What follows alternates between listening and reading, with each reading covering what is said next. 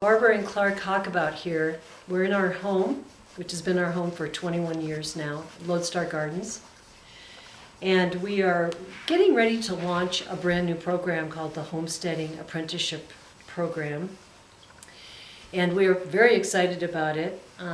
When you start something new, a new chapter, there is it's a rush, it's fun.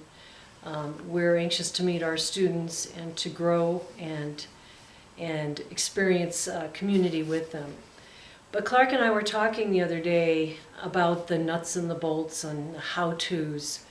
What is the curriculum and what examples and what projects?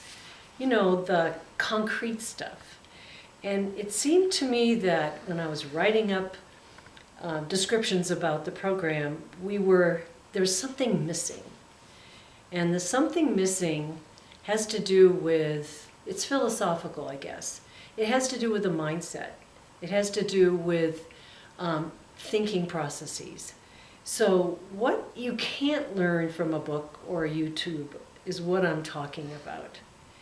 So I'd like us just to have a conversation about that part that we can't describe in a nutshell, in a nice paragraph about what we are going to offer our students.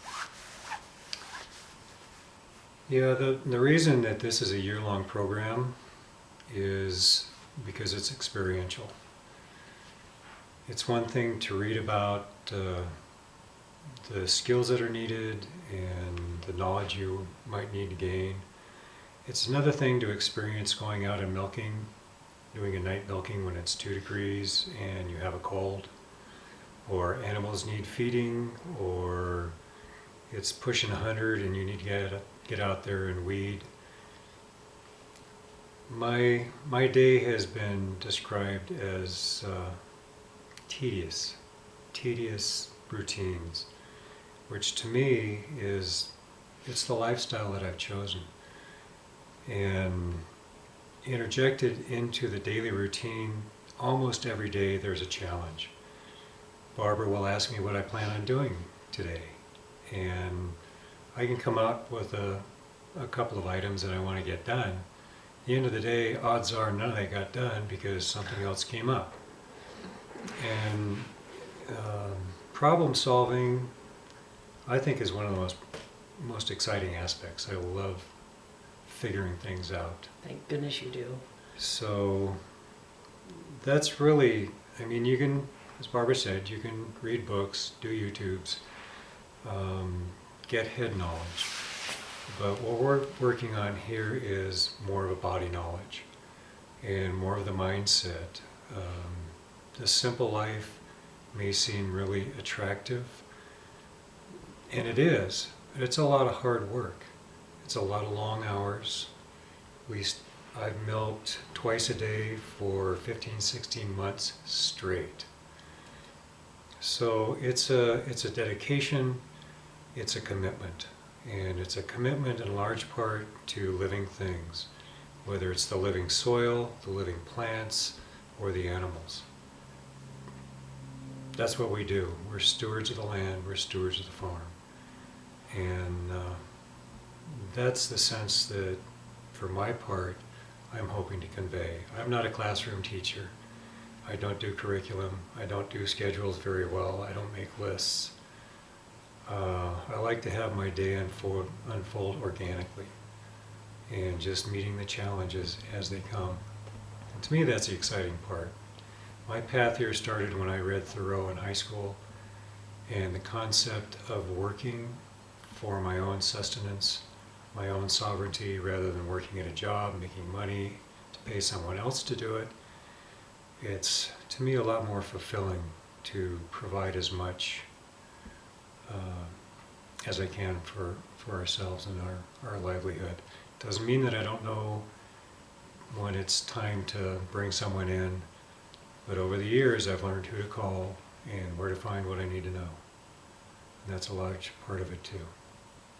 One of my greatest teachers is failure. And it's, when you fail, you get another chance. And eventually you start succeeding, your successes overshadow your failures, and that's where confidence comes in. And it takes time and practice and Yeah. repetition.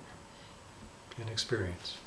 And the whole concept of beginning, middle, and end is kind of truncated in our culture.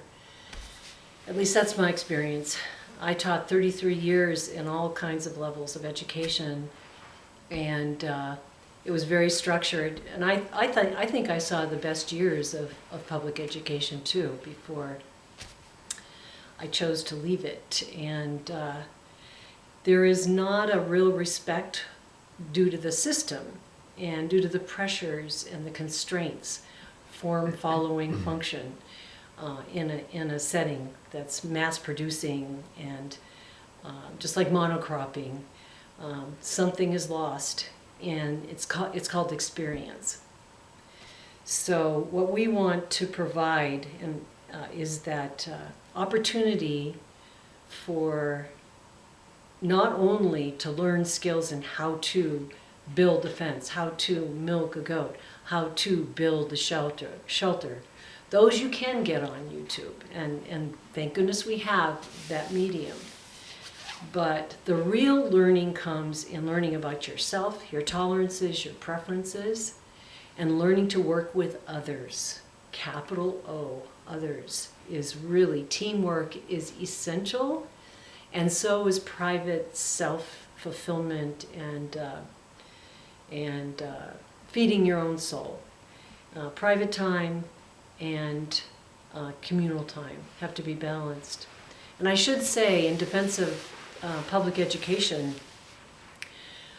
there were many good teachers and many good units. You probably remember the good ones in your past. But many of the successes had to do with projects, a beginning, a middle, and end, working with people, small group projects. That's what we remember, is that whole process and the investment we had in it on many levels. Well, this is a year-long program, and we're not compromising that, because we want you to see spring, fall, summer, winter. There's an activity, a set of activities, and they're all sequential. And it takes a year to understand what homesteading is. It takes more than that. In our homesteading program, you have until the 10th of March to make your application. 2021. In 2021. And those students that are with us a year have the option in 2021-22, the following year, to mentor and to have a lot of, after they receive their certificate, their homesteading certificate from Lodestar, they have the option of taking not only leadership roles, but they will also be given great discounts in their tuition. And we're just building it. We're having fun starting something kind of unusual. There are a lot of workshops and classes out there for homesteading, and they're great. But we are looking for a real, to help develop the mindset that Clark was talking about, the spirit of homesteading, and the realities. So if this sounds like a challenge and like a fulfilling opportunity for you, contact us.